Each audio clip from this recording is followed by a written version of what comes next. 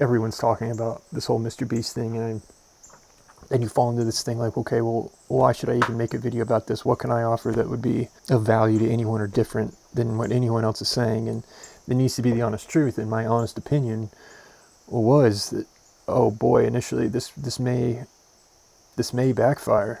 I agree with everything that you said, but the question was, who's to gain most out of this? The answer from this video clearly is this Jake Weddle guy. You are allowed to leave and you are paid. You chose to do all that and then you complained. That's the opposite of a war crime. I decided to take a step back and wait and watch, and it looks like I was wrong about that. He brought in someone who participated in as the main character in video and worked there for a good amount of time, and he tells his personal story. Hey, what the hell happened to you? MrBeast, that's what happened to me. There are going to be some people, myself included, who watch that video initially and are like, oh wait, something instinctually is just strange about the delivery of this. I don't care what happens to me and my career and reputation after this. I had to say some stuff. So, two things can be true at once. That's another important reality, is that it does not discredit anything that he was saying. Perhaps it's mental damage, perhaps it's just his personality, and you can't judge anything based off of its delivery. But I try and remind myself also that we can't judge anything without evidence either, because rest assured, MrBeast team, legal team, are poring over every word, looking for any crack in the armor. They're not lawyers you want to mess with. I personally never met a lawyer from Quinn who wasn't a huge asshole, often in a way that's counterproductive to their client, but still, they have a reputation for scorched earth litigation. And I will be honest, that was my concern yesterday when I was making that video. I was trying to articulate that. I think he's opened himself up to legal action, to much more legal action. I think he is in a weaker position this morning than he was yesterday. Put it that way. Now, I'm no legal expert. Dogpack's NDA has a non-disparagement clause that's still in effect. He could be in a lot of trouble because he's been doing a lot of disparaging, even if you assume that everything he says is 100% true. Perhaps that influenced my view of it to where I was like, oh, this is like 80% of this is a guy telling a story, which does not take away from his story or mean that his story is not true. And if it is true, it does show definitely unethical practices. Yes, he was getting paid $10,000 a day, so you can expect some challenges to come along with that. But that doesn't excuse like money. You can't just dangle money and then do whatever you want. I think we all can acknowledge that.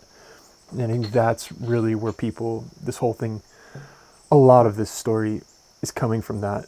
The fact that MrBeast has so much money, he can go around and just feels like he can just do whatever he wants, dangle people's hopes and dreams in front of their eyes, make them offer solutions to dreams, but then tell people that they have to do X, Y, Z, whatever he wants them to do, exactly how he wants them to do it, how he wants them to say a line. We've seen video footage of him handing people money, saying, oh, look this way, look that way. So it's pretty objectively apparent that he is manipulating the optics of everything he's been doing. So he has lost credibility and all of that. So because I want Dogpack to succeed, perhaps that's why I was initially like, ooh, this might be a mistake. Could this be a mistake? Could this backfire? I can understand why people are questioning all of this. Yes, there's going to be a lot of people that just want to see the top dog, the number one person, fall. There's this cathartic element to that, to seeing a downfall. It's easy to slip into that mode of thinking. So I'm trying personally to not allow myself to do that and to look at just objectively the evidence that is being presented. Those allegations of a predator being employed there are not good, for sure. Some people are saying that's the most damning piece of evidence to be presented, and yes, that was objective evidence. He showed that on screen, so that's important to acknowledge. And since then, there has been an email leak which confirms that Jimmy, Mr. Beast, knew about it. Now, I don't know the nuances of that topic. And there's some indication that it may even be being dropped. To be fair, I don't know. Well, he's already brought about a massive amount of awareness to these significant issues. So it played out in a remarkable way.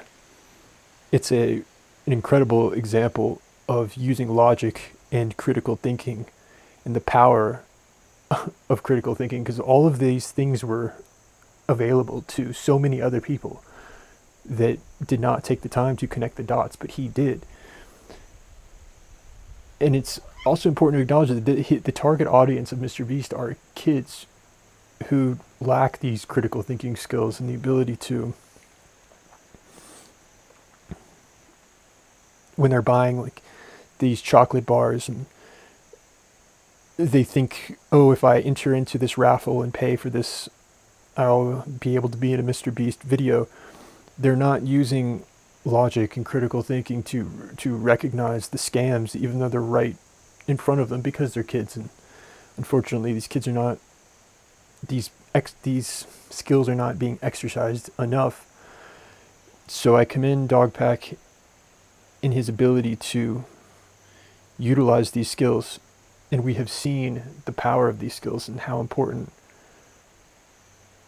and the power of logic and what it can do, the ability to topple empires, virtual and otherwise. And power, this is the one thing that power fears, is transparency. A guy with no YouTube channel, with no previous videos, comes out of nowhere using critical thinking and logic. He took on the biggest YouTuber on the planet, and I thought, wow, this potentially could have legs.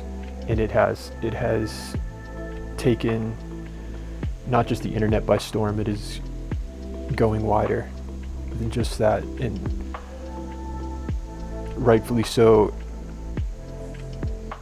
This could potentially, it's looking more and more like this will be the end, or at least MrBeast will never be the same after this, that's for sure, even if it's not enough to topple.